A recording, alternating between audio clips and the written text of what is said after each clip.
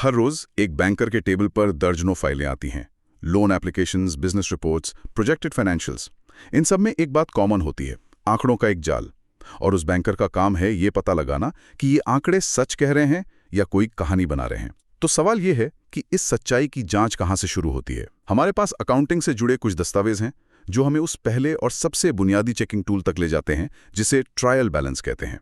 देखने में ये सिर्फ डेबिट और क्रेडिट की एक लिस्ट लगती है, लेकिन असल में ये किसी भी बिजनेस की वित्तीय सेहत का पहला थर्मोमीटर है। तो आज हम इसी पर गहराई से बात करने वाले हैं। ये ट्रायल बैलेंस आखिर है क्या भला, ये एक बैंकर के लिए क्यों इतना मायने लगता है, और सबसे जरूरी, ये बिजनेस की कौन सी कहानी बताता है और कौन सी छुपा जाता है। चलिए इस पहेली को सुलझाते हैं। तो शुरू करते हैं सबसे बेसिक सवाल से। ये ट्रायल बैलेंस आखिर है क्या? आसान भाषा में अगर समझना हो तो ये क्या है? देखिए, आसान भाषा में कहें तो ये एक तरह का रिपोर्ट कार्ड है। Report card? हाँ, बिल्कुल। सोचिए, दिन प्रतिदिन, हफ्ते दर हफ्ते एक बिजनेस में हजारों लेन देन होते हैं, है ना? हाँ, कुछ खरीदा, कुछ बेचा, सैलरी दी, किराया भरा। बिल्कुल। इन सब को एक बड़ी सी किताब में लिखा जाता है, जिसे हम लेजर कहते हैं। ट्रायल बैलेंस बस एक खास तारीख पर उस लेजर का एक पेज का सारांश है। अच्छा, तो ये एक लिस्ट है जिसमें सारे खातों के फाइनल बैलेंस एक जगह दिख जाते हैं? हाँ, कुछ डेबिट कॉलम में, कुछ क्रेडिट कॉलम में। ठीक है, तो ये एक समरी है। हाँ, लेकिन इसका असली मकसद क्या है? सिर्फ एक लिस्ट बना देना? नहीं, इसका मकसद है एक बहुत ही फंडामेंटल सिद्धांत की जांच करना, जिसे हम डबल एंट्री सिस्टम कहते हैं। Double entry system? हाँ, ये अकाउंटिंग की दुनिया का न्यूटन का नियम है। हर एक्शन का एक बराबर और विपरीत रिएक्शन होता है।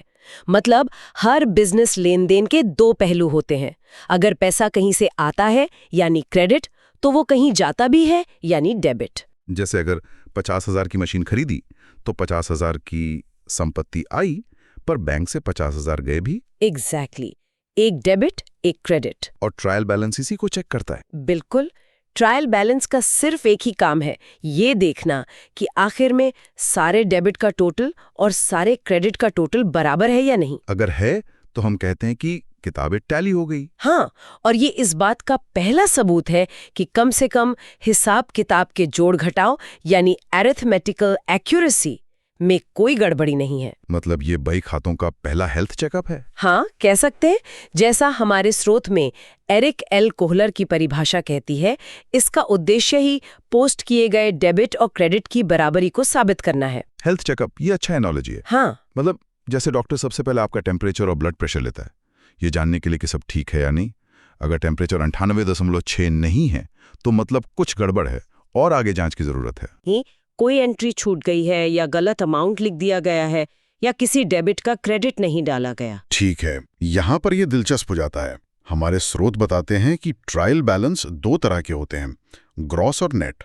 अब एक बैंकर के नजरिए से क्या उन्हें इस बात से फर्क पड़ता है कि उन्हें कौन सा वाला दिखाया जा रहा है? बहुत ज्यादा फर्क पड़ता है।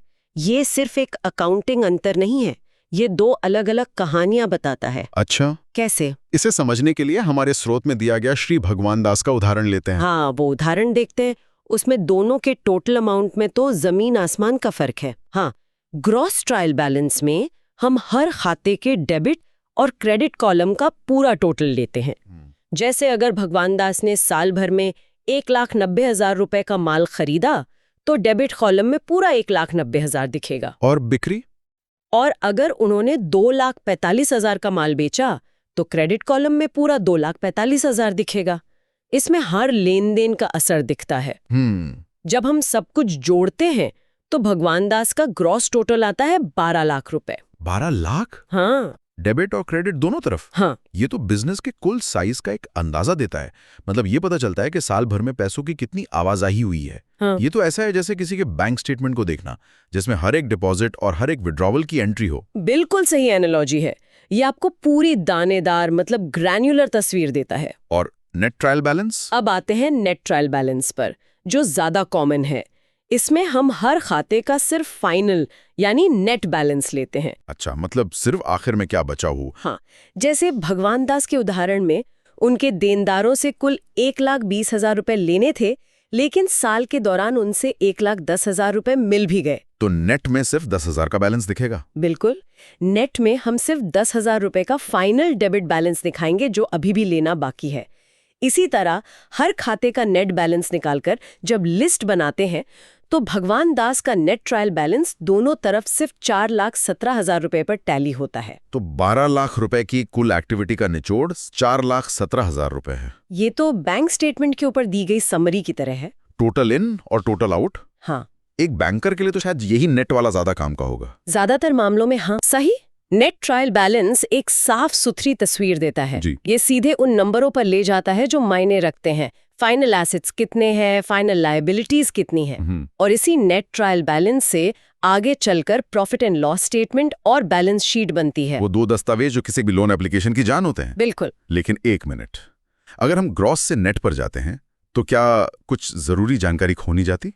अगर भगवान दास का ग्रॉस टोटल 12 लाख है और नेट सिर्फ 4 लाख, तो एक बैंकर के तौर पर मेरे लिए ये जानना दिलचस्प नहीं होगा कि इन खातों के अंदर इतनी ज्यादा हलचल क्यों हो रही है? ये एक बहुत ही शानदार सवाल है। क्या ये किसी तरह का जोखिम या अस्थिरता दिखाता है? और यहीं पर एक अनुभवी बैंकर और एक नौसिखिए में फर्क पता चलता है।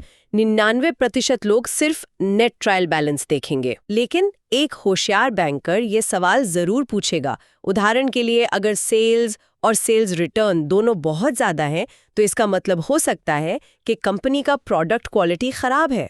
अच्छा, और बहुत सारा माल वापस आ रहा है? हाँ, नेट सेल्स फिगर शायद ठीक दिखे, लेकिन ग्रॉस फिगर एक छिपी हुई समस्या को उजागर कर सकता है।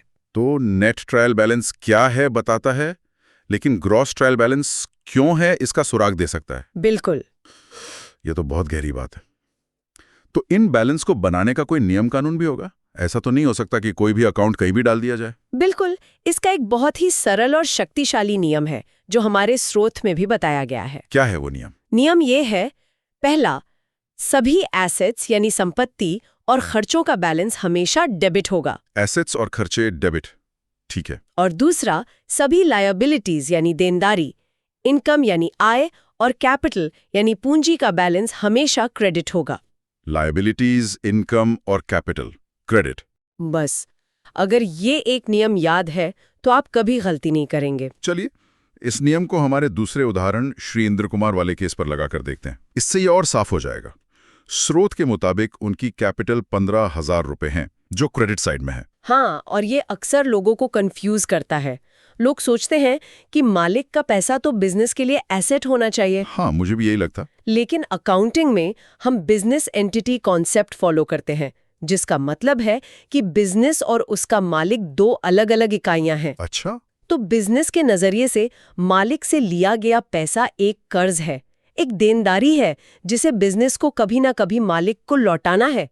इसीलिए कैपिटल क्रेडिट होती है। अच्छा, ये एक बहुत जरूरी बात है। आप समझ आया। आगे मशीनरी 10,000 रुपए हैं, जो डेबिट है। ये सीधा है क्योंकि मशीनरी बिजनेस की संपत्ति यानी एसेट है। सही। और सैलरी 5,000 रुपए, ये भी डेबिट है। क्यों? क्योंकि ये बिजनेस चलाने का एक खर्चा है। बिल्कुल। और नियम कहता है कि सारे खर्चे डेबिट होते हैं। और आखिर में सेल्स 20,000 रुपए, ये क्रेडिट है क्योंकि ये बिजनेस के लिए एक इनकम है। एकदम। तो ये नियम तो एकदम फिट बैठता है। और जब हम इंद्र कुमार के बाकी सारे आइटम्स को इस नियम के हिसाब से उनकी सही जगह पर रखते हैं, तो दोनों कॉलम का टोटल 50,000 रुपए पर आकर बराबर हो जाता है। तो अब हम उस बड़े सवाल पर वापस आते हैं। एक बैंकर के लिए ये सब इतना जरूरी क्यों है? एक पूरी तरह से संतुलित ट्रायल बैलेंस सिर्फ ये दिखाता है कि अकाउंटेंट ने अपना जोड़ घटाव ठीक से किया है। इससे बिजनेस की असलियत के बारे में क्या पता चलता है? ये सिर्फ जोड़ घटाव के बारे में नहीं है, ये अनुशासन, प्रक्रिया और विश्वसनीयता के बारे में है। सोचिए, ट्रायल बैलेंस वो नींव है जिस पर प्रॉफिट एंड लॉस स्टेटमेंट और बैलेंस शीट की पूरी इमारत खड़ी होती है। अगर एक बैंकर को पता चले कि जिस बिजनेस को वो लोन देने की सोच रहा है उसकी नींव ही टेढ़ी है, यानी उसका ट्रायल बैलेंस ही मैच नहीं हो रहा, तो क्या वो उस इमारत पर भरोसा करेगा? बिल्कुल नहीं। ये तो पहली ही स्टेज पर एक बहुत बड़ा रेड फ्लैग है। यही बात है। एक टैली किया हुआ ट्रायल बैलेंस वित्तीय अनुशासन का सबसे पहला और बुनियादी संकेत है। ये एक बैंकर को ये भरोसा देता है कि जिन नंबरों को वो देख रहा है वे हवा में नहीं बनाए गए हैं, बल्कि एक सिस्टमैटिक प्रक्रिया से निकले हैं। और अगर ये मैच ना हो तो हमारे स्रोत के शीर्षक में गलतियों का सुधार का भी जिक्र है। जाहिर है गलतियां होती होंगी। जब ट्रायल बैलेंस मैच नहीं होता तब क्या होता है? क्या अकाउंटेंट की दुनिया में भूचाल आ जाता है? भूचाल तो नहीं, लेकिन एक जासूसी का काम जरूर शुरू हो जाता है। जासूसी का काम? हाँ, ये एक मजेदार प्रक्रिया है। जब ट्रायल बैलेंस मैच नहीं होता तो सबसे पहले अंतर की रकम को देखा जाता है। मान लीजिए 1000 रुपए का फर्क है। ठीक है, 1000 का फर्क है, तो अकाउंटेंट क्या करेगा? सबसे पहले वो देखेगा कि क्या 1000 रुपए की कोई एंट्री छूट गई है। अगर नहीं मिलती तो वो देखेगा कि क्या कोई एंट्री 2 बार हो गई है। फिर वो अंतर को 2 से भाग देगा। 1000/2 मतलब 500। अब वो ढूंढेगा कि क्या 500 रुपए की कोई एंट्री गलत साइड पर पोस्ट हो गई है। अच्छा, मतलब डेबिट की जगह क्रेडिट या क्रेडिट की जगह डेबिट? हाँ, क्योंकि ऐसा होने पर अंतर हमेशा डबल हो जाता है। अरे वाह, ये तो जासूसी करने जैसा ही है। मतलब हर गलती का एक पैटर्न होता है। हाँ, बिल्कुल। एक और आम गलती है अंकों का ट्रांसपोजिशन, जैसे 54 लिखने की जगह 45 लिख देना। 54 की जगह 45? हाँ, इस तरह की गलती का अंतर हमेशा 9 से डिविजिबल होता है। 54 - 45 9। अच्छा। तो अगर अंतर 90, 180 या 270 रुपए है तो अकाउंटेंट सबसे पहले ट्रांसपोजिशन एरर्स ढूंढेगा। ये एक डायग्नोस्टिक टूल की तरह है। मतलब ट्रायल बैलेंस का मैच ना होना बीमारी नहीं है, ये सिर्फ बीमारी का लक्षण है। बिल्कुल, ये अकाउंटेंट को बताता है कि जाओ और जांच करो कि समस्या कहाँ है। तो एक बैंकर के लिए एक असंतुलित ट्रायल बैलेंस की फाइल का मतलब है कि कंपनी का इंटरनल कंट्रोल कमजोर है, उनकी रिपोर्टिंग भरोसे के लायक नहीं है, और लोन देने से पहले बैंकर चाहेगा कि पहले इन गलतियों को सुधारा जाए। निश्चित रूप से ये वित्तीय स्वास्थ्य की पहली परत को छीलने जैसा है। अगर पहली परत ही सड़ी हुई है तो आप अंदर की कहानी पर कैसे भरोसा कर सकते हैं? ठीक है, तो हमने अब तक जो समझा है उसे एक बार समेटते हैं। ट्रायल बैलेंस एक इंटरनल डॉक्यूमेंट है, कोई ऑफिशियल फाइनेंशियल स्टेटमेंट नहीं। इसका मुख्य काम डबल एंट्री सिस्टम के आधार पर बही खातों के जोड़ घटाव की सटीकता को परखना है। सही। ये ग्रॉस और नेट 2 रूपों में आता है। नेट वाला ज्यादातर फाइनल अकाउंट्स बनाने के काम आता है। लेकिन एक समझदार एनालिस्ट ग्रॉस बैलेंस में छिपी कहानी को भी नजरअंदाज नहीं करेगा। बिल्कुल। और सबसे बड़ी बात, ये एक बैंकर के लिए किसी भी बिजनेस की वित्तीय रिपोर्टिंग की विश्वसनीयता का पहला लिटमस टेस्ट है। यहां पर मैं एक कदम और आगे जाना चाहता हूं। हमने ये तो कह दिया कि एक टैली किया हुआ ट्रायल बैलेंस 98.6 डिग्री टेम्परेचर की तरह है, यानी पहली नज़र में सब ठीक है। लेकिन क्या यह संभव है कि टेम्परेचर तो नॉर्मल हो पर मरीज को कोई गंभीर छिपी हुई बीमारी हो? यही इस पूरी चर्चा का सबसे महत्वपूर्ण हिस्सा है। अच्छा। और इसका जवाब है हाँ, बिल्कुल संभव है। एक ट्रायल बैलेंस का टैली हो जाना इस बात की गारंटी नहीं है कि सब कुछ सही है। मतलब ये सिर्फ अंक गणितीय सटीकता की गारंटी है, वास्तविक सटीकता की नहीं। बिल्कुल सही। इसका कोई उदाहरण दे सकते हैं? ऐसी कौन सी गलतियां हैं जिन्हें ट्रायल बैलेंस पकड़ ही नहीं सकता? कई हैं। इन्हें एरर्स ऑफ प्रिंसिपल या कॉम्पेंसेटिंग एरर्स कहते हैं। सबसे आम है एरर ऑफ ओमिशन। ओमिशन मतलब कुछ लिखना ही भूल गए? हाँ, मान लीजिए एक बिजनेस ने 50,000 रुपए की नकद बिक्री की और अकाउंटेंट उस पूरे लेन देन को रिकॉर्ड करना ही भूल गया। तो ना कोई डेबिट ना कोई क्रेडिट। हाँ। तो क्या ट्रायल बैलेंस पर कोई असर पड़ेगा? नहीं, क्योंकि डेबिट और क्रेडिट दोनों ही तरफ से 50,000 रुपए कम है, तो टोटल तो फिर भी मैच हो जाएगा। लेकिन असल में कंपनी की सेल 50,000 रुपए से कम दिखाई जा रही है, जो कि एक बहुत बड़ी गड़बड़ है। एग्जैक्टली। एक और उदाहरण है एरर ऑफ कमीशन। मान लीजिए आपको राम को 10,000 रुपए देने थे और आपने उसके खाते को डेबिट कर दिया, लेकिन गलती से आपने राम की जगह श्याम के खाते को 10,000 से डेबिट कर दिया। अमाउंट सही है, साइड सही है, डेबिट का क्रेडिट भी मौजूद है। हाँ, तो ट्रायल बैलेंस फिर से टैली हो जाएगा। लेकिन आपके रिकॉर्ड्स पूरी तरह से गलत हैं। आपके हिसाब से श्याम आपका देनदार है, जबकि असल में राम है। एक बैंकर के लिए ये जानकारी बहुत खतरनाक हो सकती है। बिल्कुल। और इसीलिए जाते जाते एक बात सोचने के लिए छोड़ते हैं। एक ट्रायल बैलेंस अकाउंटिंग प्रक्रिया में एक अनिवार्य और शक्तिशाली उपकरण है, लेकिन ये अंतिम सत्य नहीं है। ये सिर्फ ये बताता है कि कहानी के व्याकरण में कोई गलती नहीं है। हर डेबिट के लिए एक क्रेडिट है, लेकिन ये नहीं बताता कि कहानी सच है या झूठ। हो सकता है पूरी की पूरी कहानी ही मनगढ़ंत हो। तो असली समझ सिर्फ नंबरों को मिलाने से नहीं, बल्कि उन नंबरों के पीछे की हकीकत को जांचने से आती है, यानी ऑडिटिंग और वेरिफिकेशन से। जो सिर्फ डेबिट क्रेडिट के मिलान से कहीं ज्यादा गहरी प्रक्रिया है। एक बैंकर के लिए ट्रायल बैलेंस एक जरूरी शुरुआती बिंदु है, लेकिन ये पूरी कहानी नहीं है। ये तो सिर्फ किताब का कवर है। असली कहानी तो पन्नों के अंदर है। आज की चर्चा का असली मकसद यही समझना है कि ट्रायल बैलेंस सिर्फ एक गणितीय जांच है, सच्चाई का सर्टिफिकेट नहीं। हम उन गलतियों की पहचान करेंगे जो परीक्षा में अक्सर पूछी जाती हैं, खासकर वो जो ट्रायल बैलेंस की पकड़ में आती हैं और वो जो शातिर चोर की तरह साफ निकल जाती हैं। तो इसका मतलब ये हुआ कि गलतियां भी अलग अलग तरह की होती हैं। ये सिर्फ नंबर गलत लिखने तक सीमित नहीं है। इन्हें समझने के लिए कोई फ्रेमवर्क है क्या? बिल्कुल। मोटे तौर पर हम गलतियों को दो बड़े परिवारों में बांट सकते हैं। पहला है लिपिकीय त्रुटियां, क्लरिकल एरर्स। इसे आप हाथ की सफाई या चूक वाली गलतियां कह सकते हैं, जो रिकॉर्डिंग करते समय, पोस्टिंग करते समय या टोटल करते समय हो जाती हैं। ओके। दूसरा परिवार ज्यादा गंभीर है, सैद्धांतिक त्रुटियां, एरर्स ऑफ प्रिंसिपल। ये तब होती हैं जब अकाउंटिंग का नियम ही गलत लगा दिया जाए, यानी गणित सही है पर कॉन्सेप्ट ही गलत है। ठीक है, तो एक है काम करते हुए होने वाली गलतियां और दूसरी है नियमों को न समझने वाली गलतियां। चलिए पहले इन क्लेरिकल एरर्स को समझते हैं। सोर्स के मुताबिक इसमें भी कई वैरायटी हैं। हाँ, इसमें 3 मुख्य प्रकार हैं। सबसे पहली है चूक की त्रुटियां, एरर्स ऑफ ओमिशन, यानी कुछ लिखना ही भूल जाना। अब इसमें भी 2 दिलचस्प मामले हैं। अच्छा। पहला है पूर्ण चूक, कंप्लीट ओमिशन। मान लीजिए आपने मिस्टर ए से उधार पर माल खरीदा, लेकिन इस लेनदेन को परचेज जर्नल में दर्ज करना ही भूल गए। तो फिर तो कोई डेबिट एंट्री नहीं हुई, कोई क्रेडिट एंट्री भी नहीं हुई। इसका मतलब ट्रायल बैलेंस पर कोई असर ही नहीं पड़ेगा, वो तो मैट हो जाएगा, जबकि एक पूरा का पूरा ट्रांजैक्शन गायब है। बिल्कुल, ये तो बहुत खतरनाक है। हाँ। और यहीं पे JAIIB परीक्षा में सवाल फंसाता है। अब इसका दूसरा रूप देखिए, आंशिक चूक, पार्शियल ओमिशन। ओके। मान लीजिए आपने मिस्टर ए से की गई खरीद को परचेज जर्नल में तो लिख दिया, यानी परचेज अकाउंट डेबिट हो गया। लेकिन आप मिस्टर ए के अकाउंट में उसे क्रेडिट करना भूल गए। अच्छा, अब क्या हुआ? डेबिट तो हो गया पर क्रेडिट नहीं हुआ।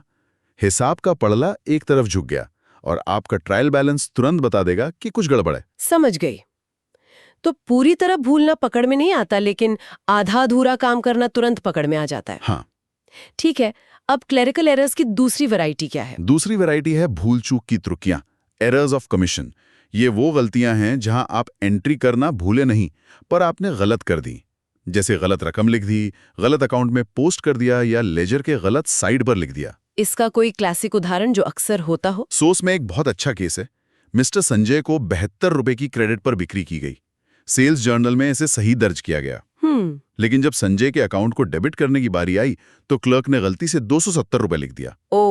अब सेल्स अकाउंट में क्रेडिट 720 रुपए का है और संजय के अकाउंट में डेबिट सिर्फ 270 रुपए का। जाहिर है ट्रायल बैलेंस मैच नहीं होगा। इसमें गलत टोटलिंग करना या एक अकाउंट की पोस्टिंग दूसरे में कर देना भी शामिल है। ये सभी गलतियां लॉपसाइडेड होती हैं, इसलिए ट्रायल बैलेंस इन्हें पकड़ लेता है। ठीक है, अब आती है तीसरी क्लेरिकल एरर, और ये मुझे सबसे ज्यादा दिलचस्प लगती है, क्षतिपूरक त्रुटियां, कंपनसेटिंग एरर्स। इसका मतलब है कि एक गलती दूसरी गलती को छुपा लेती है। ये कैसे मुमकिन है? ये बहुत चालाक किस्म की गलती है। मान लीजिए आपने रेंट अकाउंट का टोटल करते समय 1000 रुपए कम जोड़ दिए, मतलब अंडरकास्टिंग कर दी। ठीक है। तो डेबिट साइड 1000 रुपए से कम हो गई। उसी दिन आपने प्रिंटिंग और स्टेशनरी अकाउंट का टोटल करते समय 1000 रुपए ज्यादा जोड़ दिए, यानी ओवरकास्टिंग। अब डेबिट साइड 1000 रुपए से ज्यादा हो गई। रुकिए, इसका मतलब एक डेबिट की कमी को दूसरे डेबिट की बढ़ोतरी ने बराबर कर दिया, तो नेट इफेक्ट 0 हो गया। एग्जैक्टली। और ट्रायल बैलेंस आराम से मैच हो जाएगा, ये जानते हुए भी कि 2 अलग-अलग अकाउंट्स में गलतियां हैं। ये तो बहुत ही मुश्किल होगा पकड़ना। बिल्कुल, इसीलिए इन्हें कॉम्पेंसेटिंग एरर्स कहते हैं। ये एक दूसरे के प्रभाव को खत्म कर देती हैं और ट्रायल बैलेंस को झूठी तसल्ली देती हैं कि सब ठीक है। तो अब तक हमने जितनी भी गलतियां देखी वो ज्यादातर नंबरों को गलत जगह लिखने या भूल जाने की थीं। लेकिन आपने शुरू में एक और गंभीर गलती का जिक्र किया था, सैद्धांतिक त्रुटियां। ये क्या भला है? ये वो गलतियां हैं जहां अकाउंटेंट का गणित तो सही होता है, पर अकाउंटिंग का मूल सिद्धांत ही गलत होता है। सबसे आम उदाहरण है कैपिटल और रेवेन्यू खर्च के बीच का फर्क ना समझ पाना। अच्छा, जैसे कि मशीनरी खरीदने और उसकी मरम्मत करवाने के खर्च को एक जैसा मान लेना। बिल्कुल सही पकड़ा आपने। मान लीजिए एक नई मशीनरी लगाई गई और उसकी स्थापना मतलब इंस्टॉलेशन पर 5,000 रुपए की मजदूरी दी गई।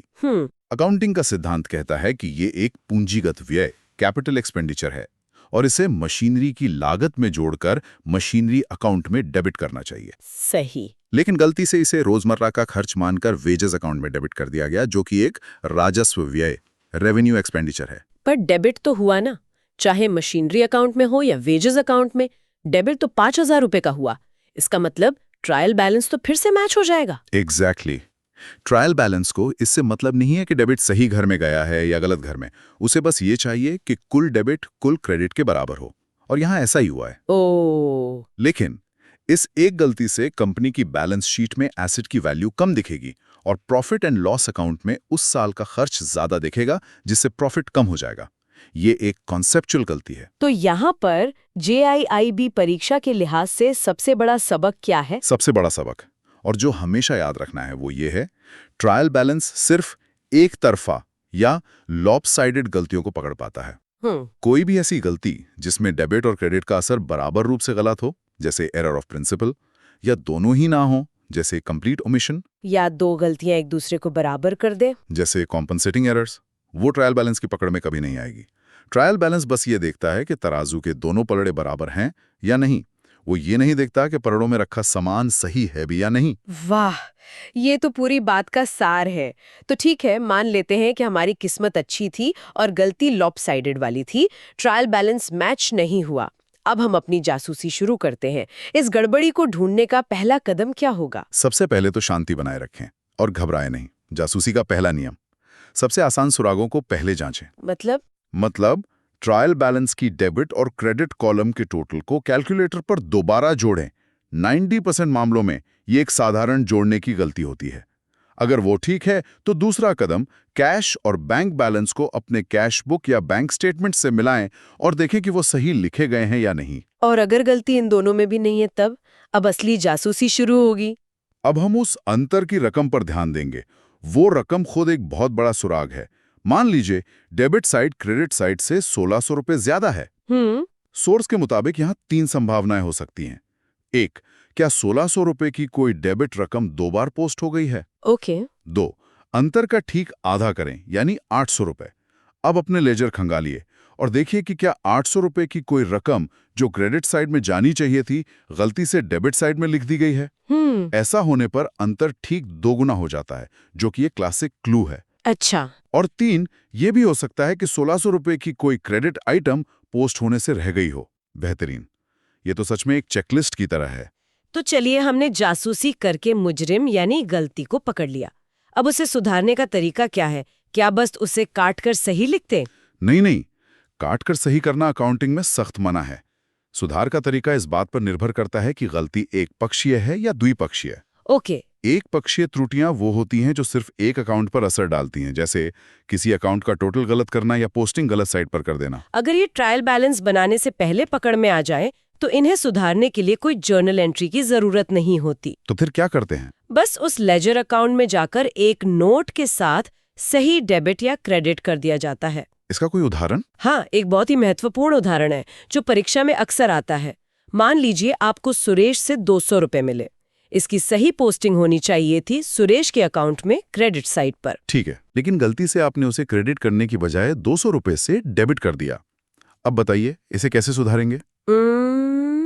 मैं शायद सुरेश के अकाउंट में जाकर 200 रुपए क्रेडिट कर दूंगी। नहीं, यहीं पर ज्यादातर लोग गलती करते हैं।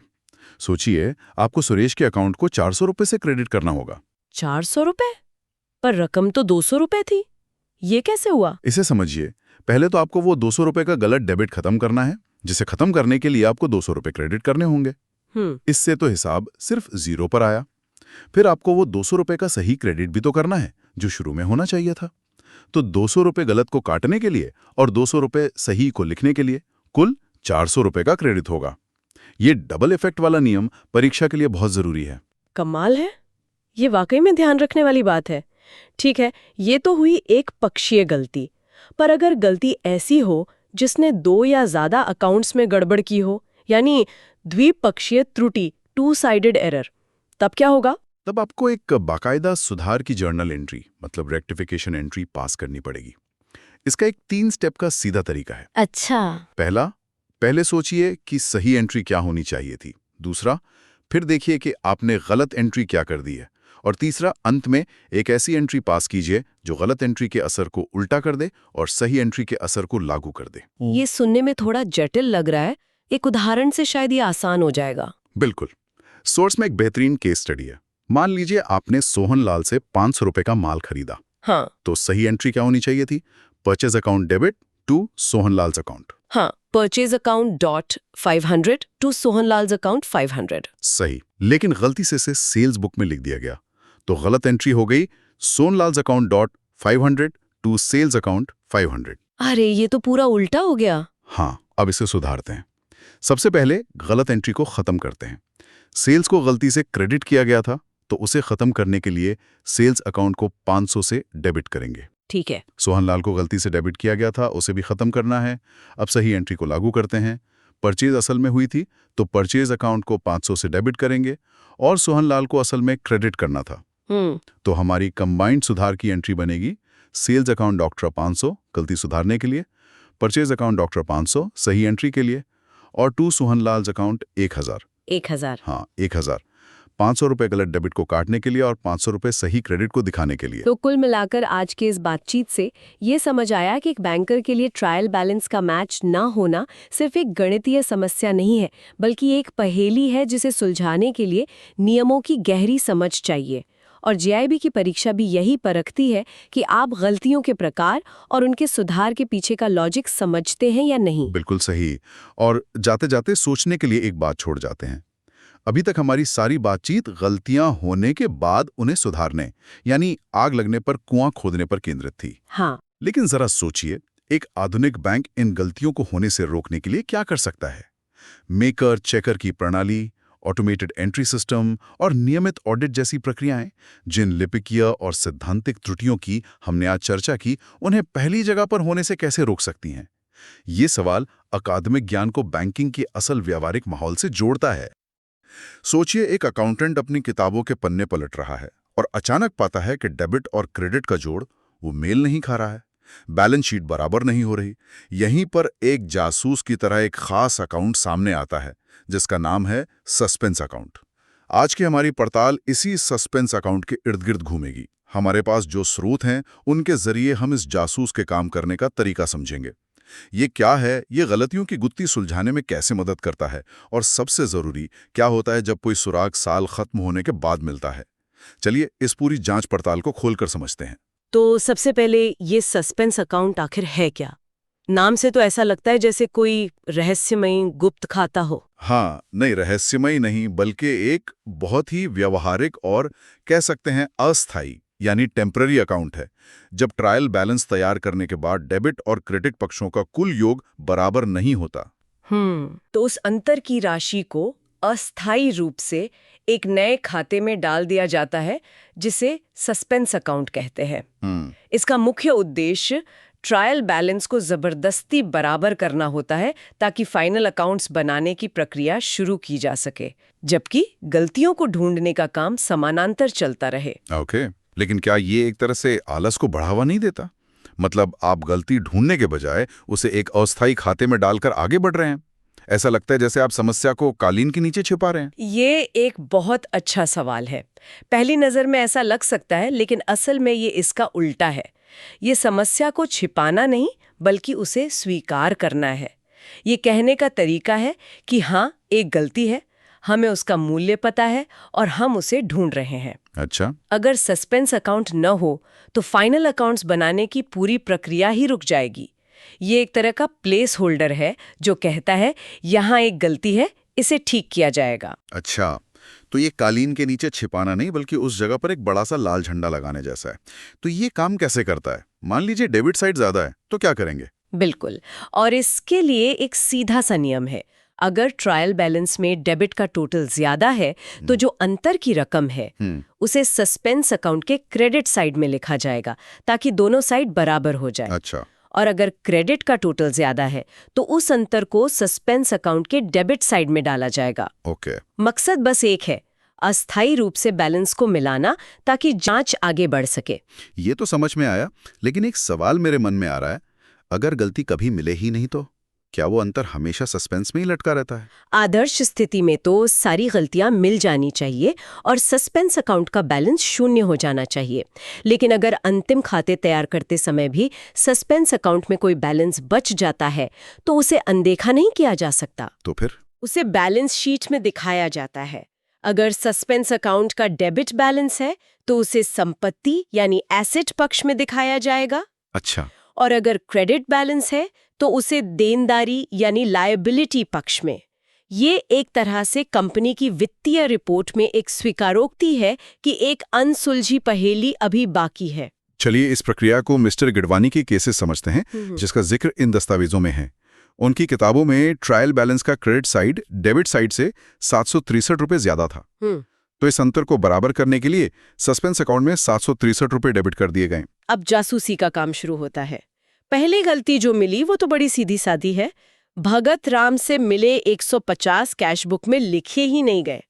मतलब अकाउंटेंट इसे पूरी तरह से भूल गया। हाँ, इसे अकाउंटिंग की भाषा में टोटल ओमिशन या पूरी तरह से चूक कहते हैं। जब कोई ट्रांजैक्शन पूरी तरह से छूट जाता है तो उसका असर डेबिट और क्रेडिट दोनों पर नहीं पड़ता, इसलिए वो ट्रायल बैलेंस के टोटल को प्रभावित नहीं करता। अच्छा, तो ये सस्पेंस अकाउंट के दायरे से बाहर है। बिल्कुल। इसे सुधारने के लिए एक सामान्य जर्नल एंट्री पास की जाती है। Cash account debit to Bhagat Ram account 150 rupees. इसमें सस्पेंस अकाउंट का कोई काम नहीं है क्योंकि यह एक तरफा गलती नहीं थी। मतलब ये एक ऐसी गलती है जो हमारे जासूस की नजर से बच निकली। सही कहा। ठीक है, अब दूसरी गलती, रिटर्न इनवर्ड बुक का जोड़ 251 रुपए कम लगाया गया है। इसे अंडरकास्टिंग कहा गया है। इसका मतलब है कि टोटल करते समय गलती हुई। सही, और ये एक क्लासिक वन साइडेड एरर है। एक वन साइडेड एरर, इसका असर सिर्फ एक ही अकाउंट पर पड़ा है, रिटर्न इनवर्ड अकाउंट। ओके। इसे सुधारने के लिए हमें रिटर्न इनवर्ड अकाउंट को 251 रुपीज से डेबिट करना होगा क्योंकि उसका टोटल कम था। अब सवाल उठता है कि क्रेडिट किसे करे? यहीं पर हमारा जासूस काम आएगा। बिल्कुल, यहीं पर सस्पेंस अकाउंट काम आता है। सुधार की एंट्री होगी, return inward account debit 251 rupees to suspense account 251 rupees. तो हमारे जासूस यानी सस्पेंस अकाउंट ने पहली एक तरफा गलती पकड़ ली। हाँ। अब अगले सुराग की बारी है और ये वाला तो और भी ज्यादा पेचीदा लगता है। उदय ट्रेडर्स वाला मामला, वहां दोगुनी रकम का क्या चक्कर है? हाँ, ये गलती थोड़ी ज्यादा उलझी हुई है। मुझे ये बिल्कुल समझ नहीं आया। उदय ट्रेडर्स को 260 रुपए का माल बेचा गया तो उनके अकाउंट में 260 रुपए डेबिट होने चाहिए थे, लेकिन गलती से क्रेडिट कर दिए गए। मेरी समझ से तो हमें सिर्फ 260 रुपए से डेबिट करना चाहिए था जो असल में होना था। ये दूसरा 260 कहां से आया? क्या ये किसी तरह का जुर्माना है? नहीं, ये जुर्माना नहीं है, बल्कि गलती के दोहरे असर को ठीक करने का तरीका है। इसे ऐसे समझिए, पहला जो 260 रुपए उदय ट्रेडर्स के खाते में डेबिट होना चाहिए था वो नहीं हुआ। ठीक है। तो उस गलती को ठीक करने के लिए हमें 260 रुपए डेबिट करना होगा। ये हुआ पहला कदम। ओके। दूसरा, गलती से उनके खाते में 260 रुपए क्रेडिट हो गया, जिसका असर उल्टा है। मतलब हमने उन्हें अपना देनदार बनाने की बजाय लेनदार बना दिया। अरे! तो इस गलत क्रेडिट के असर को खत्म करने के लिए भी हमें उनके खाते को 260 रुपए से डेबिट करना होगा। ओह, अब समझा। तो ये वैसा ही है जैसे अगर मैं किसी को गलती से 100 रुपए देने की बजाय उनसे 100 रुपए ले लूं। हाँ। तो हिसाब बराबर करने के लिए मुझे उन्हें 200 रुपए देने पड़ेंगे। 100 रुपए जो मुझे असल में देने थे और 100 रुपए जो मैंने गलती से ले लिए थे उन्हें वापस करने के लिए। बिल्कुल, आपने एकदम सही समझा। ये तो रोजमर्रा के हिसाब किताब जैसा ही है। बिल्कुल। और ये सिर्फ एक गणित की गलती नहीं है, ये एक रेड फ्लैग है। सोचिए, अगर ये जानबूझकर किया गया होता तो इससे कंपनी के देनदारों मतलब डेटर्स की स्थिति कितनी गलत दिख सकती थी। सही बात है। ये दिखाता है कि एक छोटी सी चूक भी वित्तीय तस्वीर को कैसे बिगाड़ सकती है। इसलिए कुल 520 रुपए यानी 260 जमा 260 उदय ट्रेडर्स के खाते में डेबिट होंगे और क्रेडिट होगा सस्पेंस अकाउंट। हाँ, और क्योंकि इसका दूसरा पक्ष नहीं था इसलिए ये पूरी रकम सस्पेंस अकाउंट में क्रेडिट होगी। वाह! तो सस्पेंस अकाउंट इन सभी एक तरफा सुधारों का केंद्र बन जाता है और जैसा कि गिडवानी के लेजर अकाउंट से पता चलता है, इन सभी सुधारों के बाद इसका बैलेंस 0 हो जाना चाहिए। केस क्लोज्ड, है ना? सही है। मिस्टर किडवानी के केस में सस्पेंस अकाउंट में शुरुआत में 763 रुपीस का डेबिट बैलेंस था। फिर रिटर्न इनवर्ट की गलती के लिए 251 रुपीस का क्रेडिट आया और उदय ट्रेडर्स की गलती के लिए 520 रुपीस का क्रेडिट आया।